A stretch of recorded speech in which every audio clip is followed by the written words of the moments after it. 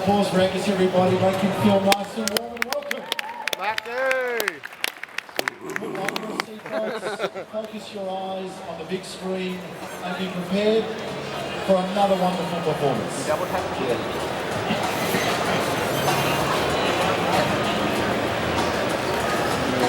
I don't know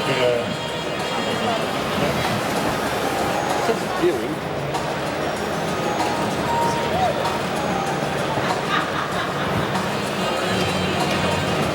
A little bit higher, please.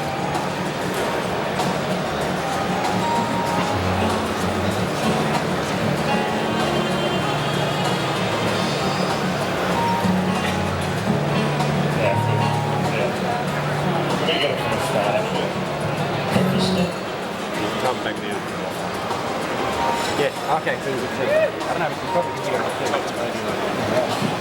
Good. Nice feeling.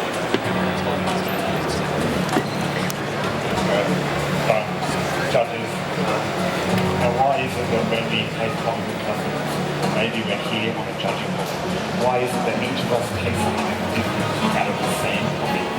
Well, this difference has to do with our tasting system, which can lock down our sense of taste, but also our sense of smell and our awareness. And if you can all see the glass in front of you, there's a lot of detail that goes into the system. So I've done research into how all of this works. This research is very fascinating. See, genetically, there are differences between every single one of us. And also over time, exposure caused each of us to build up different taste information into our brains. So I went deeper into my research and eventually learned that there are very different regions of control regardless of our different tastes. So today I have 3 techniques to apply across your 3 courses to my 1 coffee. And these techniques I've designed to help all of you to get the best tasting experience out of my coffee. So let's get started. Thank you.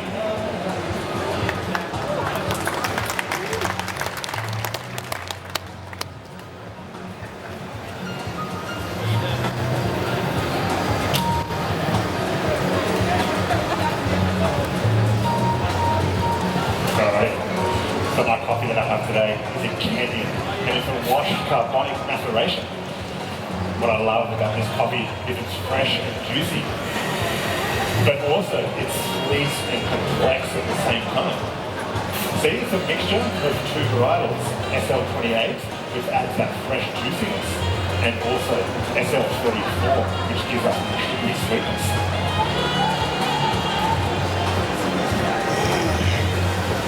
Now this is the Geezy washing station.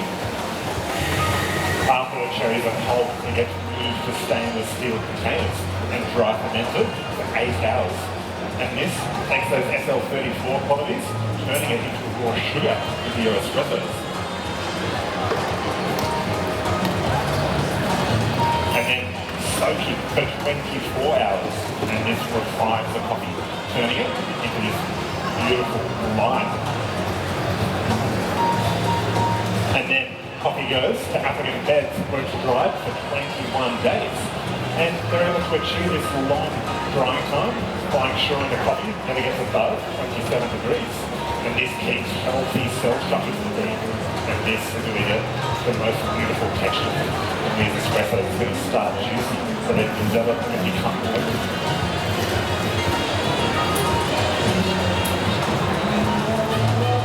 And here, 20 grams of dose in the EK will give us a just over medium weight. 42 grams out will give us a medium to long aftertaste.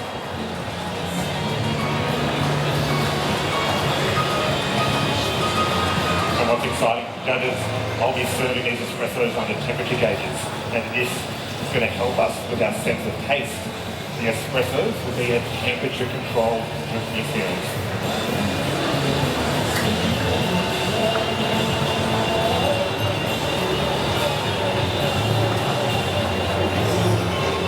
So judges, first we're going to judge the crema, but we're not going to drink these for about 2 minutes. And also, no need to worry about what's happening on the temperature gauges. I'll let you know when they're almost ready to go.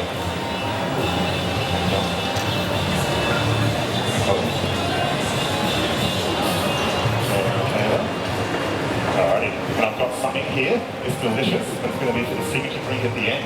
So we'll talk about this later on. Okay, so going back to our sense of taste. So one of the main reasons why coffee changes as it cools actually has to do with us. See, inside our mouths, we have 5 main taste receptors: sweet, acid, bitter, salt, and umami. And what was fascinating to learn is that each one of these receptors functions differently. They're all sensitive and most awake at different temperatures. So for example, the sweetness receptors are most awake when what we taste is at 37 degrees. And this does not change, even with genetic difference. So what I found with my Kenyan espresso is different temperatures are the best out of different qualities. So a few more notes for your espresso. If you're going to have your first sip at 37 degrees, and what I love here is it's juicy, and you get the flavour of limes and raw sugar. And then your second sip at 35 degrees. Now the espresso will still be juicy, but it's also going to transition into coating. You get the flavour of black plum.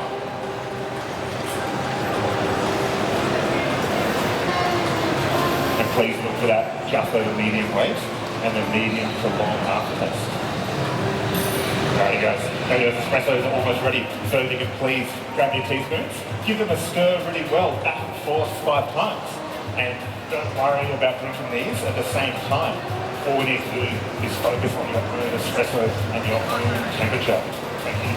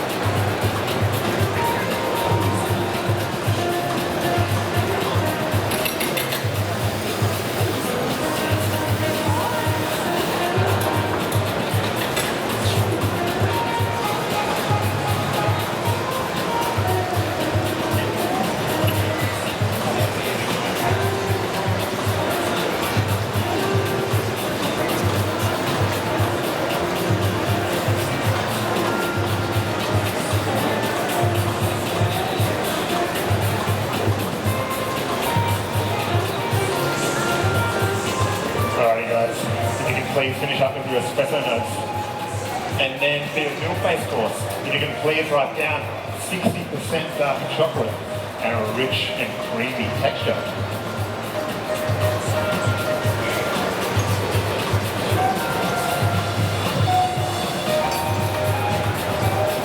Alrighty.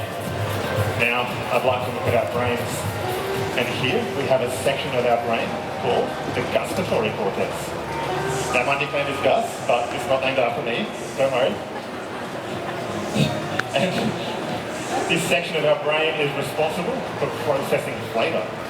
So right now, when I say that my coffee tastes like chocolate, each one of us will look back into memory and previous experience.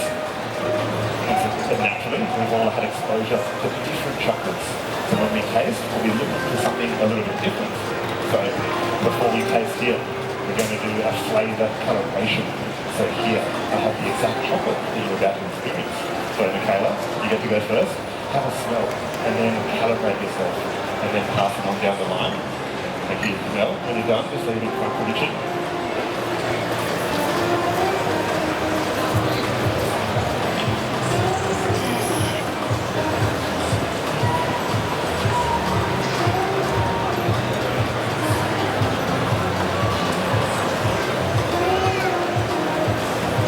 Okay, so how do we get this flavour through the milk? Well, as you can see from my graph in front of each of you, I've changed quite a bit in the roast. It's a minute 30 longer than the espresso course. And this longer time in the roaster breaks down more acid, developing more mallards and more caramel reactions. And this will change that more sugar from the espresso to that beautiful dark chocolate that we got.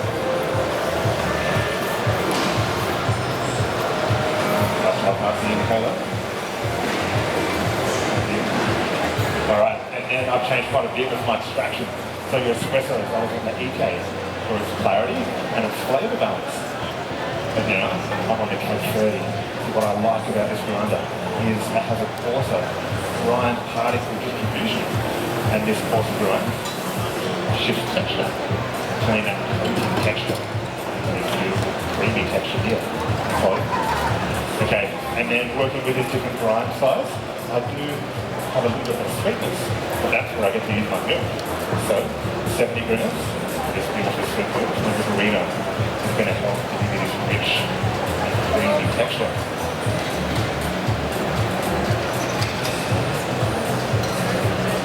Okay, thank you, Bill. Okay, Bill, thanks for waiting.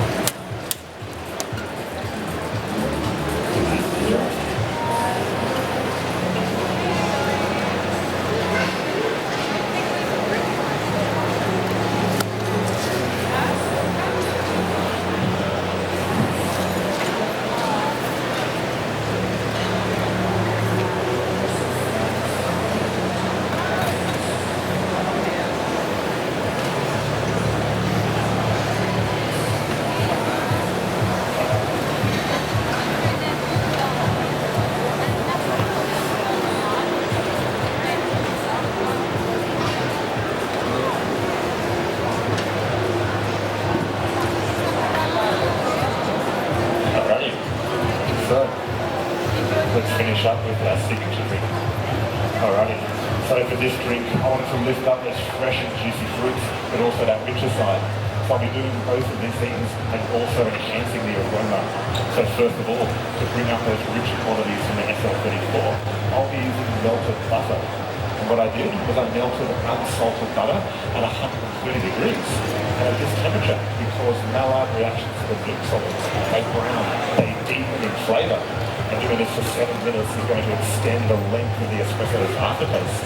But I also want to enhance texture, so I'm clarifying this butter. So here to start, I put a vial into my centrifuge, which has been spinning at 2000 RPM for the last 7 minutes. And as you're about to see, this pushes all of those milk solids to the bottom, clarifying this butter.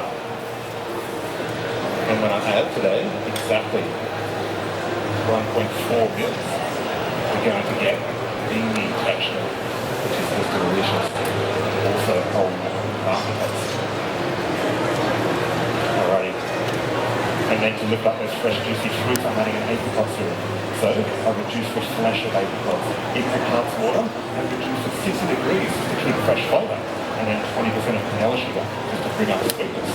And here, 14 grams give us yellow peach and yellow plum in the signature. And then also 0.1 grams of lecithin powder, which is an emulsifier, just to bind the butter and the fruit. And I chose lecithin because it doesn't change any flavour. Okay, and then as you can see here, your glasses are sitting over dehydrated apples, and this is to enhance the aroma. And I found that pink lady apples, when they're combined with that raw sugar from the espresso and the melted butter, is going to create the most delicious aroma for a warm apple pie. Okay, so if you notice, on the nose, you can enjoy warm apple pie. And then on the taste, you will get yellow peach, yellow plum, a creamy texture, and a long aftertaste.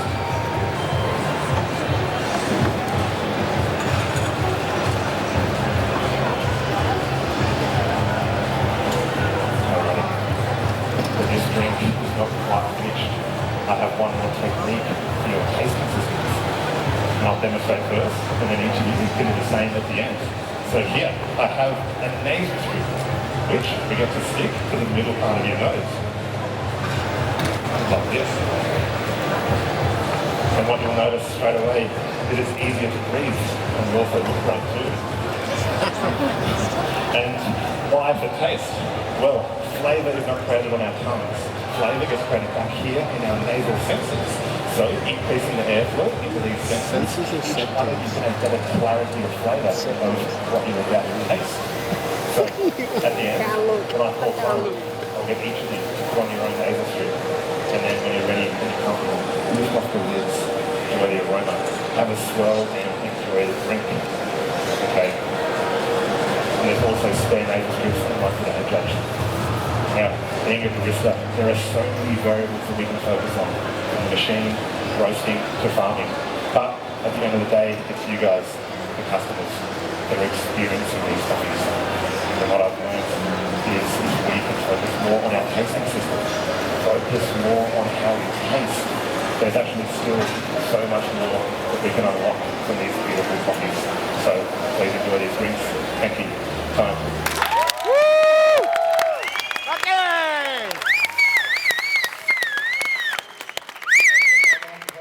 Big round of applause for Angus Mackie, everybody. Angus,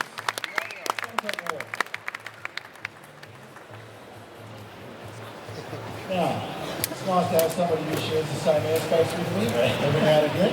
Come forward, everybody. Angus, you always push the boundaries with the tech stuff. It is something that you're becoming known for, but a really authentic integration of those things.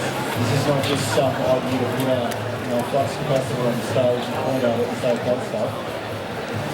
You have a really layered approach to what you do.